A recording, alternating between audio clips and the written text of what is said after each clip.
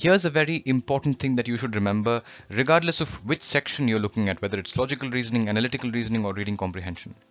Before you dive in deep into the question, make sure you take a moment to understand the structure of the question as to what is required of you. Maybe you just invest a few seconds, but those few seconds, even 10 seconds, will give you some perspective on how you are to approach this question. So for example, when you look at this question here, you have something like a stimulus here. So this part is what we call the stimulus. Then you have what is called the question stem. So I can just call it the stem. And then you have the options from which you are to choose one option, right? Now, you have something given here, and then the stem, which is basically the question, asks you as to which one of the following statements follows logically from above, which means that you basically read this first, understand as to what this is saying, and then look at what follows from this. Now let us say you were required to attempt this question. Here's something you should not do according to me.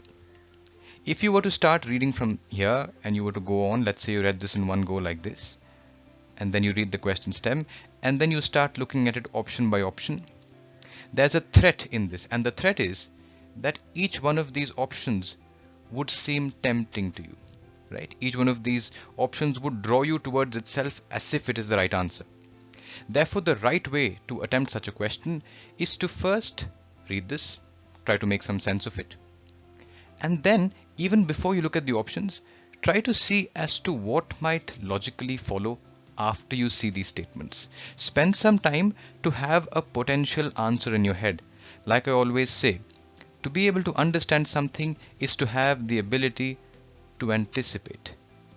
I would almost go to the extent of saying that anticipation is comprehension, which means that once you've read this, you should be in a position to anticipate as to what the answer might be. You might be wrong in your anticipation, but if you don't have a sense of anticipation, well, each one of these options is going to look like the right answer, and then you're going to feel confused. So let's first look at just the stimulus. Let's try to make some sense of it first, and then let us see as to what we could perhaps logically infer from this, as to what might follow from this logically, and then we'll have a look at the options. So now let us start our work on just the stimulus. So it reads that if the price it pays for coffee beans continues to increase, the coffee shop will have to increase its prices. In that case, either the coffee shop will begin selling non-coffee products or its coffee sales will decrease. But selling non-coffee products will decrease the coffee shop's overall profitability. Moreover, the coffee shop can avoid a decrease in overall profitability only if its coffee sales do not increase. Now, I do not expect myself or any student to gather the full meaning in one reading, right? But there are a couple of things that we should be able to get from a bare reading, from the first reading that we have of a topic. And it's therefore important for us not to get very deeply immersed into it the first time. Just try to see as to what you can get from it. You see, there are a couple of points that I can gather. It deals with something about the profitability of a shop that sells coffee, a coffee shop. Okay. It also makes a mention of coffee beans. And then it says that there are two kinds of products. There are these products that are coffee products, and then there are non-coffee products. Now, when you go to a coffee shop, I hope you remember that a coffee shop does serve you coffee, but it also serves you some non-coffee things. It serves you a couple of other things as well. So we kind of understand as to what the framework is, that there is a coffee shop and it's trying to maximize its profit, and there are some conditions that are given.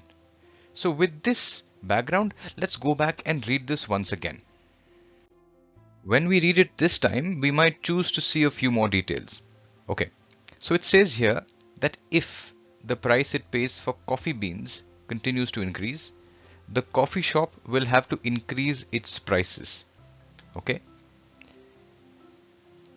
The relationship here you must understand is that if the price it pays for coffee beans increases, that means if the price of coffee beans increases, then the coffee shop will have to increase its prices. So the shop increases its prices. However, it's very important for us to understand this, that if I ask you what happens if the coffee shop increases the prices, there's nothing you can say about it. I hope you understand this point. Let me give you a very simple example. If you give me 100 rupees, I go and watch a cinema. But if I watch the cinema, do you have to give me 100 rupees? Well, that's not something that you can infer from this. Maybe if I watch the cinema, then I learn some dialogue. You never know what that thing is. There is nothing you can predict about what happens if I go to the cinema. The question is confined to only telling you, this problem only tells you what happens if the price of the coffee beans increases, right? Therefore, the first thing that you should remember, one of the most common, not logical conclusions that a person draws is that one thinks that if coffee beans increase, the coffee shop increases its prices.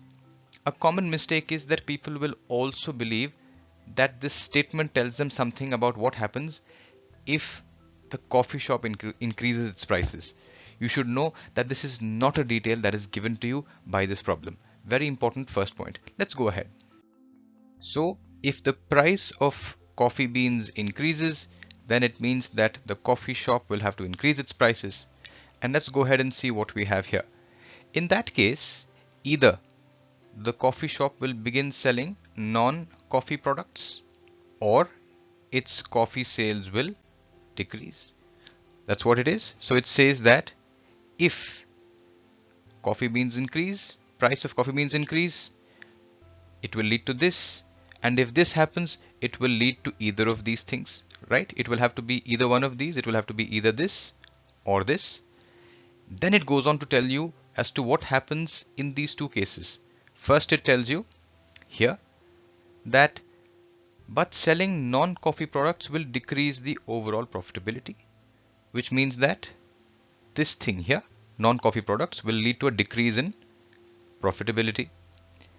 Then you go on to see a similar thing for the case of coffee shop. Here it says that for the coffee sales. So here it says that the coffee shop can avoid a decrease only if coffee sales do not decrease, which again implies that if the coffee sales decrease, there will be a decrease in profitability, which means that here there's a decrease in coffee sales. As you can see here, coffee sales will decrease.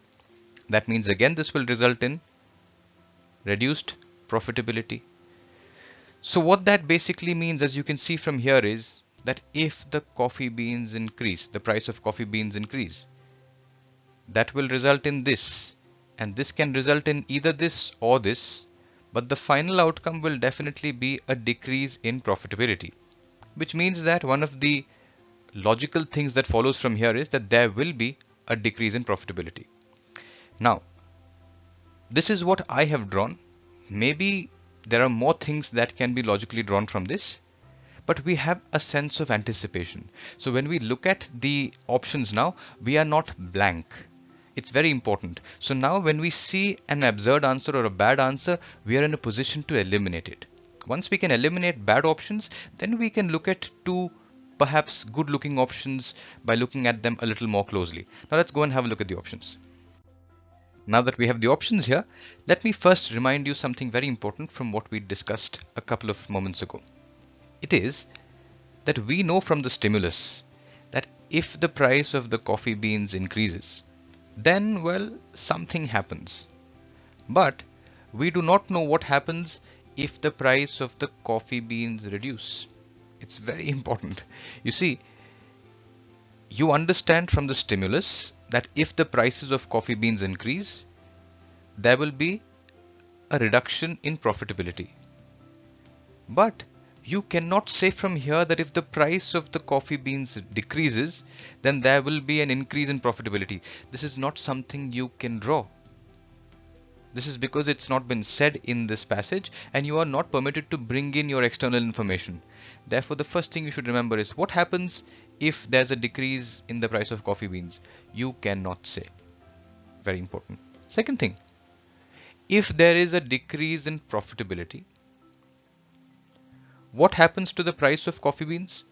Again, you cannot say, because you see the question only tells you what happens if coffee beans, then profitability.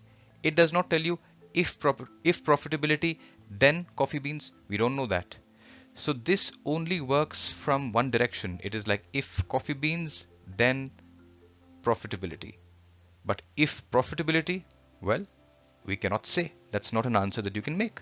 Which means that if you were to say something about profitability on the basis of this, that would be an illogical conclusion.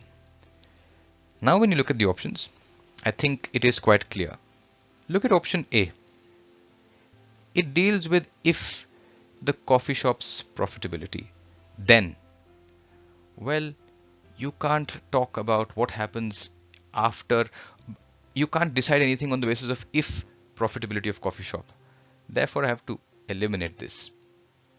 With a similar reasoning, I realize that if profitability, we can't draw anything on the basis of that. I reject this as well. Look at option D. It says the price it pays for coffee beans cannot decrease without the coffee shop's overall profitability also decreasing. Well, the first thing is that this is not dealt with in here. Secondly, you understand that nothing about the decrease of the price of coffee beans has been said in here. And you cannot draw this by looking at this. So I can eliminate this option as well. If you look at option C, what it says here is the coffee shop's overall profitability will decrease if the price it pays for coffee beans continues to increase. And that's what we saw. To give you a diagrammatic reminder of what we just saw a little while earlier, we saw that, let us say, the prices of coffee beans increase. If the prices of coffee beans increase, then the coffee shop has to increase its prices. It can do two things. Either it does this or it does this. In both cases, we saw that the profitability reduces. What that basically means is that if the price it pays for coffee beans increases, it will definitely result in a reduction in overall profitability. I hope this answers our question. Let me reiterate this very important point. The time that we invest in understanding the stimulus saves us a lot of time once we reach the options, right? As you could see, because we had some clarity on the basis of the time that we spent on the stimulus, we did not have to look into the finer details of the options. For example, let's say it was option A. I only looked at the first part and realized that this is logically wrong because, well, there's nothing we can derive on the basis of if coffee shop profitability. So it saves us time. It also saves us what students often call confusion. Confusion is nothing but the stage or the state when you've reached the options without fully understanding the stimulus. So let us say you read the stimulus, you have an idea, and now you find that there are apparently two different options that are right? Which means you haven't completely been able to understand the logic of what is given to you in the stimulus. If instead you understand the logic and the logical structure in the stimulus, you simply walk on the path of logical progression. So you read the stimulus, identify the path of logic and just walk on that, and the answer will just simply reveal itself to you. Make sure you reach the options only after you have given adequate thought and adequate consideration to what follows logically after reading the stimulus alone. When you get to the options, you should just be looking for the option that you have already thought of, right? So I hope this lesson helps you. God bless you. Thank you so much.